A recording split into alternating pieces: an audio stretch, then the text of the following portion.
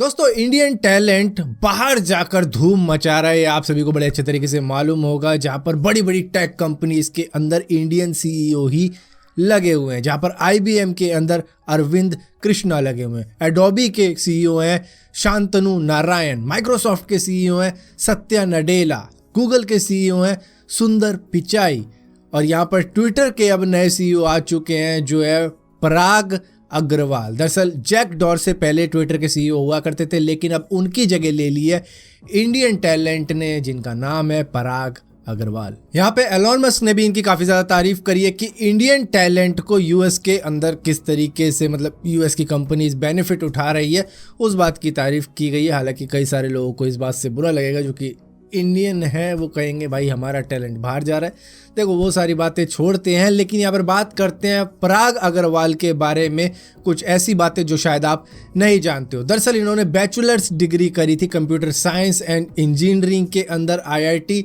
बॉम्बे से, और आईआईटी बॉम्बे से पास आउट होने के बाद में ये पीएचडी करने चले गए थे कंप्यूटर साइंस के अंदर स्टैनफोर्ड यूनिवर्सिटी के अंदर। और अपनी पीएचडी कंप्लीट करने के बाद में इन्होंने माइक्रोसॉफ्ट के साथ भी काम किया था और याहू के साथ भी काम किया था। यहाँ पर इन दोनों की ही जगहों पर ये माइक्रोसॉफ्ट के लिए रिसर्च डिपार्टमेंट में थे और याहू के लिए भी रिसर्च डिपार्टमेंट में ही थे। ये दरअसल एक्सपर्ट है मशीन लर्निंग और एआई के अंदर। इन्होंने ट्विटर को ज्वाइन कर लिया था 2021 के वक्त में, और ये करते करते ही वहां पर डिस्टिंग्विश इंजीनियर बन चुके थे, जिनका काम हुआ करता था रेवेन्यू और कंज्यूमर इंजीनियरिंग के डिपार्टमेंट को संभालने का। अब इसी बीच में काम तो जैसे तैसे चल ही रहा था ट्विटर के साथ में इनका, लेकिन उसके बाद में इनको एक लीडिंग पोजीशन मिली कि चलो आप थोड़ा सा अपना टैलेंट दिखाओ, जहां पर 2016 से 2017 के बीच में इन्होंने ट्विटर को कुछ इस तरीके से कर डाला था कि उससे बहुत ज़्यादा इम्पैक्ट पड़ा था ट्विटर पे उनको री-एक्सेलरेट करने में अपनी नई ऑडियंस के लिए। यहाँ पर नई ऑडियंस जनरेट हुई ट्विटर के लिए और ट्विटर को काफ़ी ज़्यादा इससे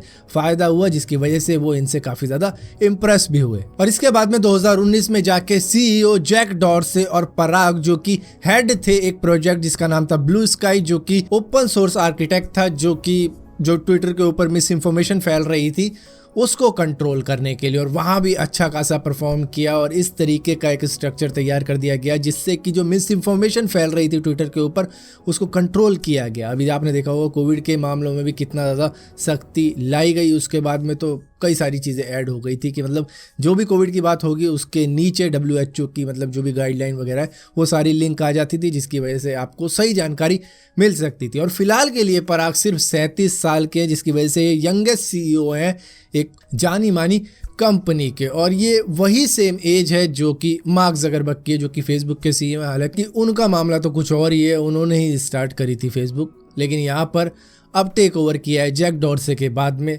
पराग ने।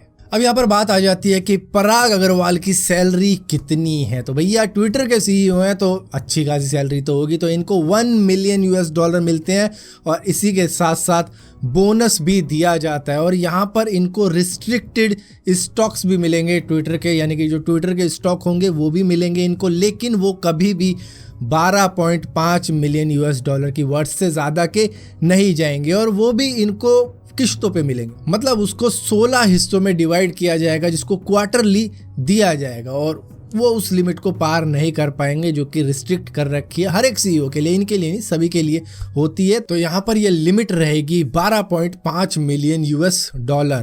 यहाँ पर रुपीस में बात नहीं हो रही, तो आप कन्वर्ट करके देख लेना कितनी इनकी सैलरी है और कितना ज़्यादा फायदा होगा। और ये कमाल की बात है कि इतने सारे इंडियंस अब बड़ी बड़ी टेक कंपनीज के सीईओ बन रहे हैं, और मैंने यहाँ पे कई सारे नाम आपको शुरू में ही गिनवा दिए थे और शायद कुछ नाम रह गए हो, लेकिन वो आप कमेंट में लिखकर बता सकते हो, क्योंकि ऐसा है कि हर चीज़ के बारे में जानकारी हो ऐसा नहीं हो सकता।